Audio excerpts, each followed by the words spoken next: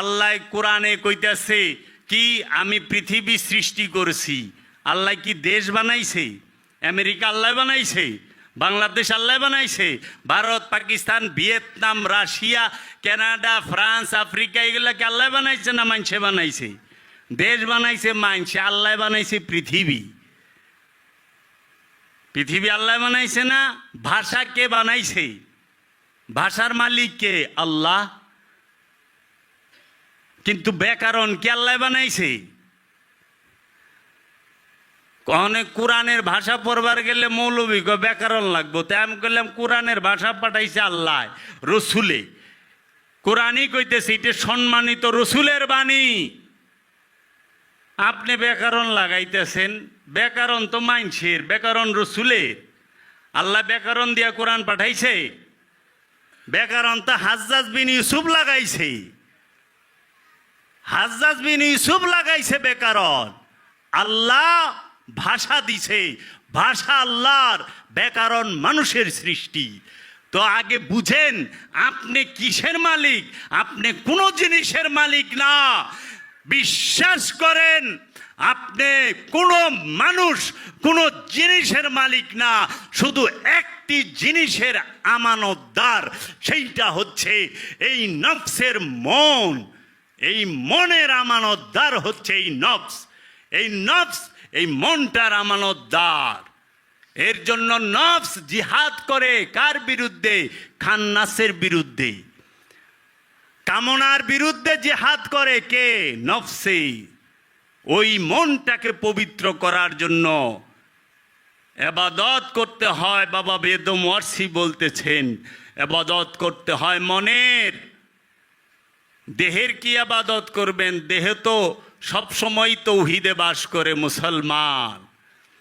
আহান আপনি ইবাদত কার করেন, কিসের করেন এইটাই তো জানেন না। আগে জানেন পরে করেন। এর জন্য বাবা জান শরীফ শাহ সুরেশ্বরী বলেছেন নূরে হকে হক আছে, হক চিনো আগে, পারো যদি আবাদত করো শেষ ভাগে, না চিনিয়া আবাদত করিবে কাহার, ভূতের বন্দিগি হবে হবে না খোদার। আগে মনকে চেনো, প্রাণকে চেনো, রবকে এমনি চিনতে পারবা। কারণ মান আরাফা নফসাহু ফাকাদ আরাফা রব্বাহু। যে তার নিজের নফসকে, প্রাণকে চিনে ফেলেছে, কোনো সন্দেহ নাই, ফাকাদ কোনো সন্দেহ নাই, সে তার রবকে চিনেছে। আগে মনকে চিনেন, প্রাণকে চিনেন। এখন মানুষ আল্লাহ পাইবার চায়, নিজের পরিচয় জানতে চায় না। বাবাজানের বইগুলা পড়েন, কিতাবগুলা পড়েন, কোরআনটা পড়েন আর সাধনা করেন। সাধনা করেন। বাবাজানের কিতাব পড়িরা আপনি কামেল হবেন না। কামেল কিভাবে হয় সেইটা জানবেন, কিন্তু কামেল হইতে গেলে মুর্শিদের দয়া লাগবো আর আপনার ধ্যান সাধনা লাগবো। কারণ বই মুখস্থ করেন যায়, আমার থেকে অনেক মাথালা লোক আছে, অনেক লোক আছে সারা বই মুখস্থ কইরা বিদ্যাসাগরের মতো একটা সাগর হয়ে থাকবো, কিন্তু স্বাদ পাইব না। সাঁতার শিক্ষার বই লেখছে কিন্তু জীবনে সাঁতার কাটে নাই। ধ্যান সাধনার সাধকের বদনাম করে, জীবনে সাধনাই করে নাই। আছে না আমাদের মধ্যে? আমরা গুরু ভাইরা আছি না? সাধকরে জ্ঞান দেয়, অথচ হ্যাঁ নিজেই সাধনা করে নাই। 4 মাস বয়ে থাকো না, দেখো না কেমন লাগে। আরে ফ্যামিলি লিয়ে 7 দিন বেড়াইবার গেলেই তো মজা লাগে না। 1টা বছর বয়ে থাকো আগে, তারপরে আহো না। তুমি এখনো আমার তে পিছায় আছো। সাবধান, সাবধান। একজন রে দিহি তার বয়স 14, হ্যাঁ রতি সাধন ফুল সাধনের সব কইবার লইছে, সমাজের লাগে জানি হ্যাঁ বিশ্ব জয় করে আইছে, ওর বয়স 14। আশ্চর্যের ব্যাপার। ওই যে এখান থেকে মুখস্থ কইরা বাস, জীবনে সাধনা করছ, বইছ, সাধনা কিসের হয় এইটাই তো জানো না। আগে সাধনা শিখো, ধ্যান শিখো। ধ্যান কার করতে হয় আর ধ্যান কে করবে? নফস সব সময় রুহের ধ্যান করবে।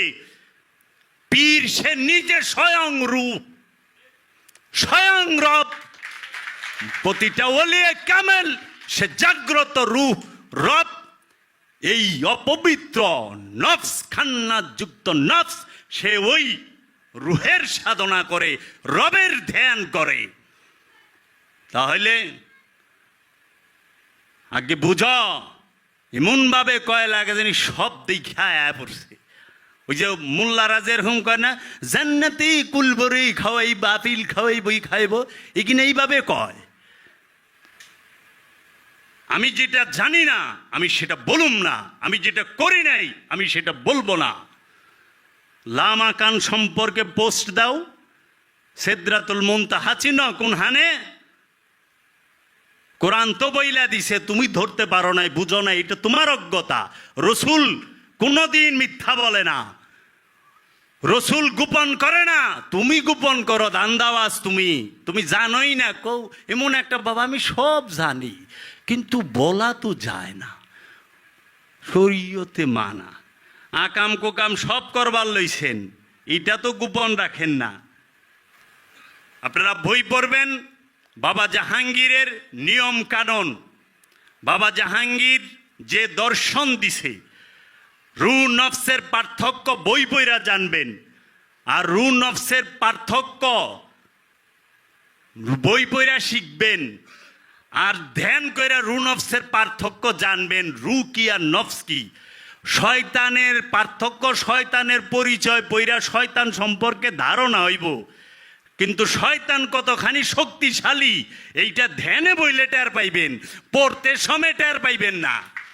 শয়তান 19 প্রকার ধোঁকার দেয়, এটা পইরা শয়তানের ধোঁকার থেকে দূরে থাকুন যায় না। ধ্যানে বহেন, ধ্যানে তখন টের পাইবেন যে শয়তান কত শক্তিশালী। শয়তান অনেক শক্তিশালী। কোন এক আল্লাহর ওলি বলছে, আমি মেরাজে যায় দেখি সে আর তিনি একই জায়গায় বয়ে রয়েছে, হ্যার ঘরের গেটে হ্যাঁ বয়ে রয়েছে। কি ব্যাপার? আল্লাহ মানুষের, জিন এবং ইনসানের অন্তরের নিকটে থাকে রু রূপে, আর শয়তান অন্তরের মধ্যে থাকে। প্রথমে বুঝেন না, হ্যারে নিকটে রাখছে মানে কাছে, বাইরে, আর হ্যাঁ ভিতরে বয়া রইছে। বুঝেন কিছু? সমাজদার আদমি সারা কাফি। যখন তারে দুর্বল করে তখনই সেই রূপী রব সে অন্তরে ভিতরে প্রবেশ করে, আর তখনই সে ওয়াজহুল্লাহ হয়। কারণ আল্লাহ কোরআনে বলেছেন, কুল হু আল্লাহু আহাদ, আল্লাহ একক, অখণ্ড, অদ্বিতীয়, স্বয়ংভূ। স্বয়ংভূ মানে কি? যাহা আছে সবই তিনি, যাহা আছে সবই তিনি, তাকে বলা হয় স্বয়ংভূ। আল্লাহুস সামাদ, আল্লাহ মহা নিরপেক্ষ। আল্লাহ মহা নিরপেক্ষ, আল্লাহ কাহারও পক্ষে না। রবের কথা বললে নাই, রব মহানিরপেক্ষ।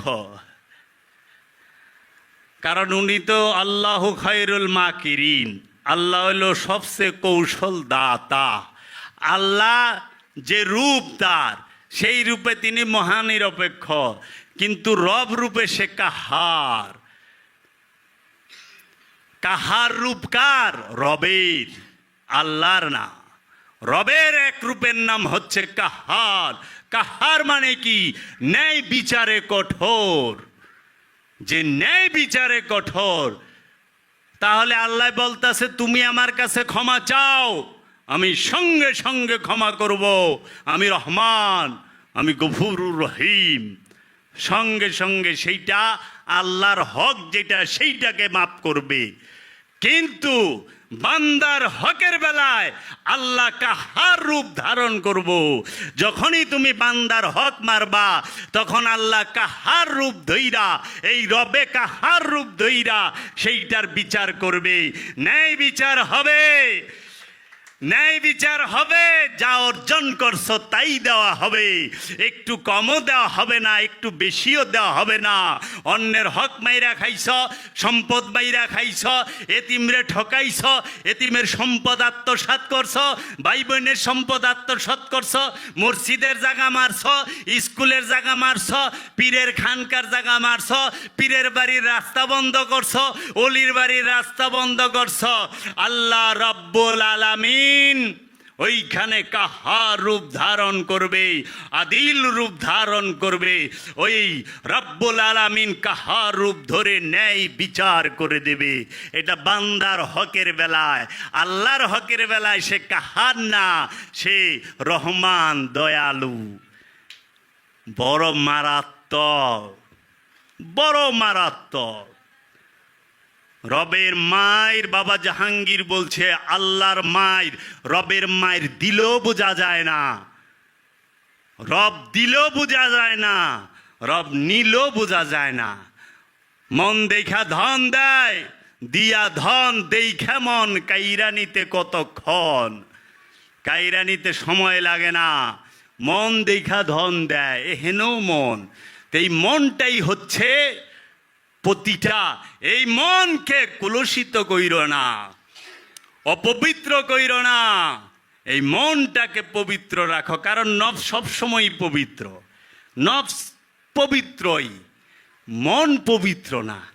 নফস যদি অপবিত্র হইতো তাইলে পরে পশুকুলে সবাই অপবিত্র থাকতো, তারা তাওহীদ রাজ্যে থাকতে পারতো না।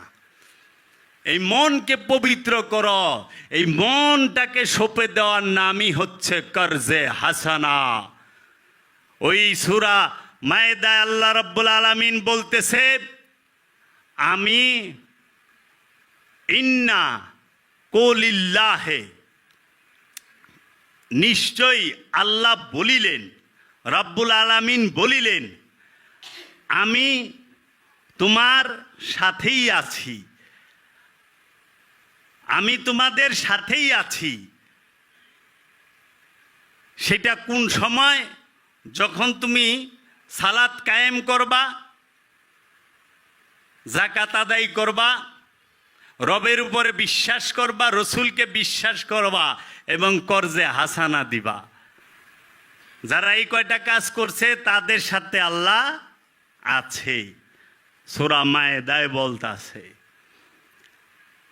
কো কর্জে হাসানা দিয়া পারছি, টাকা দিছি, পয়সা দিছি, বাড়ি দিছি, ঘর দিছি, সব দিছি।